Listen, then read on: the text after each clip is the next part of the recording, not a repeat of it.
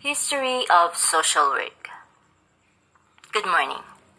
Today, we are going to present the evolution of social work. The prehistoric period. Filipinos lived in small, scattered communities, usually located along mouths of rivers and coastal plains. Rivers and bays provides water and food and means of transportation. These communities were independent social units called barangays, composed of parents, children, relatives, and slaves. The barangay was often ruled by a headman, who was usually the oldest member of the community and known as the datu. The headman, or the datu, was responsible to oversee the welfare of the members of the barangay. He also functions as the arbiter of conflicts and leader in times of danger. Social welfare work centered around mutual protection and economic survival. The Spanish period. Many changes took place in the Philippine social and economic life with the coming of the Spaniards.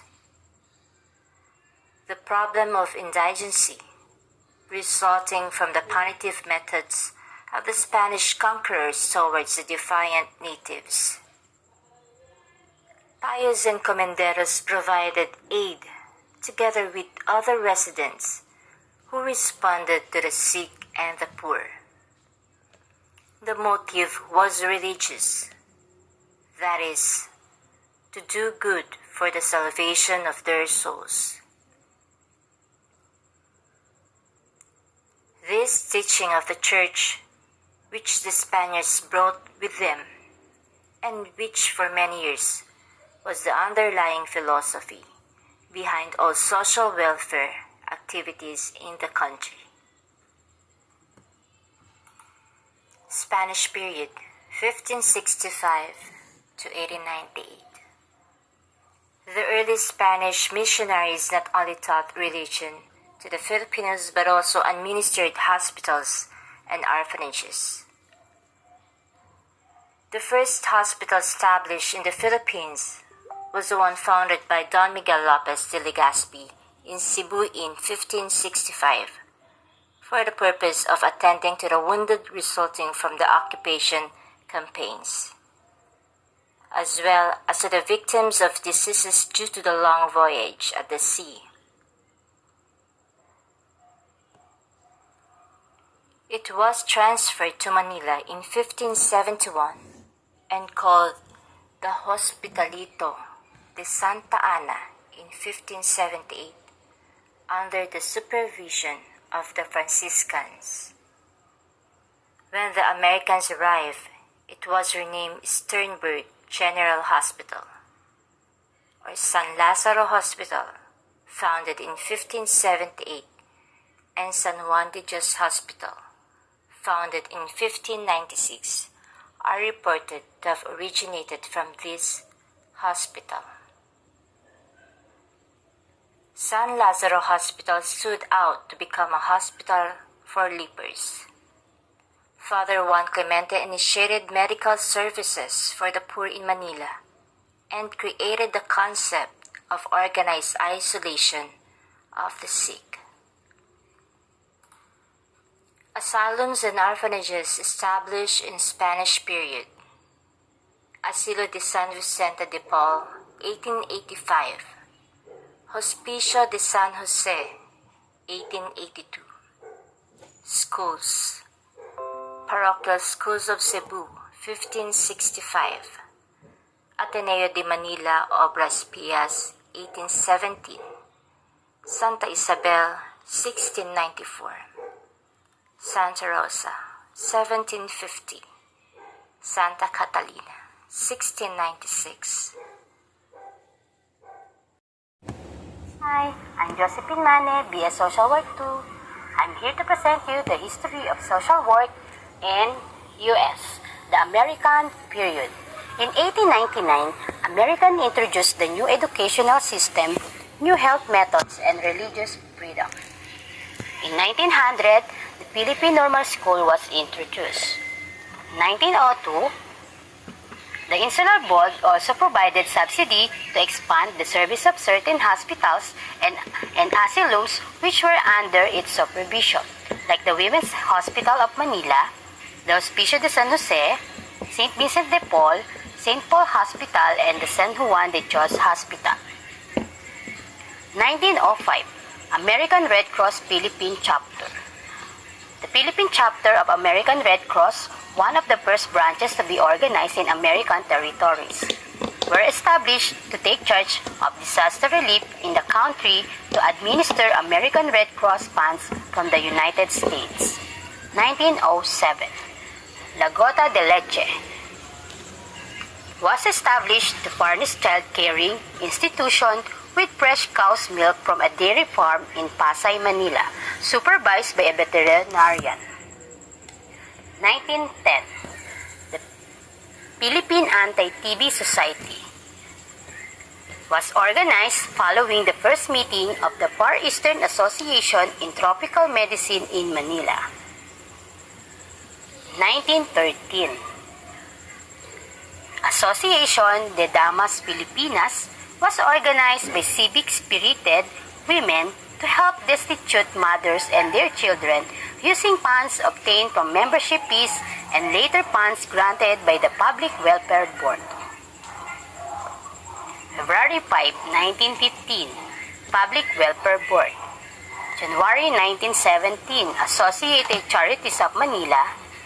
And 1921, Office of the Public Welfare Commissioner was created under the supervision of the Department of Interior. 1922, Office of Public Welfare Commissioner prepared solicitation forms. The Public Welfare Commissioner prepares solicitation forms which is required the public to demand of any person appealing for donation to charities. 1924, Associated Charities became independent agency under the supervision of the Public Welfare Commissioner and was being partly financed by the government and partly by private contribution. 1933, Scholarship grants for professional training for social work. The administration of social welfare in the Philippines was marked by significant development when Frank Marpy became Governor General in 1933. The scholarship grants for professional training in social work in the United States were made available. Josepa Hara Martinez, she worked on the Public Welfare Board and introduced the scientific approach in social work. The Commonwealth period. In 1940, the Office of the Commissioner of Health and Public Welfare, the office which took charge of health and welfare services between 1930 and 1940, was abolished and replaced by a Department of Health and Public Welfare. In 1941, an executive order established under the Bureau of Public Welfare the new department, a public assistance service which took over the activities that used to be performed by the Associated Charities, which by then had ceased to exist. That's all. Thank you. During the Japanese period, from 1942 to 1944, the Second World War lasted for 3 years, which brought death and immeasurable suffering to the country's population. Social welfare activities during the period consisted mainly of giving medical care and treatment. The Bureau of Public Welfare was under executive communication and instructed to attend general welfare of the residents and to give food and comfort to release prisoners from the concentration camp. In 1943, there was a food shortage. Food supply was reduced and was unequally distributed among the people. Relief work during the Japanese occupation was undertaken primarily by volunteer organizations. Prominent among these were the Philippine Red Cross, the Young Women's Christian Association, and the National Federation of Women's Leagues. In 1942, the Japanese created the Philippine Red Cross to care for internment camps. The Young Women Christian Association is a movement working for the empowerment, leadership, and right of women, young women, and girls. In 1921, the National Federation of Women's League was organized by the Women's Club in Manila. Women's Club serves to inspire to participate in national development, to charity and social work. Several hospitals such as the Philippine General Hospital, the St. Luke's Hospital, and the Mary Johnson Hospital and the General Hospital was the continue provide medical treatment, food, and shelter. The Philippine War Relief were organized in the United States by Relief Sympathetic Americans Company, the Liberating Army, when it landed in Leyte in 1945, and assisted the United States Army in the provision of medical services and material relief to prisoners of war and displaced persons. In 1945, Manila was liberated by the combined forces of Americans and Filipino. The post-war years. In 1946, the Bureau of Public Welfare reopened, but lack of funds greatly limited its operations. On October 4, 1947, Social Welfare Commission was placed under the office of the President Bureau of Public Welfare to reorganize the need for more centralized and better integrated social welfare program. August 94, President Elpidio Quirino created the President Action Committee on Social Amelioration. The agency provided assistance to 4 Filipinos.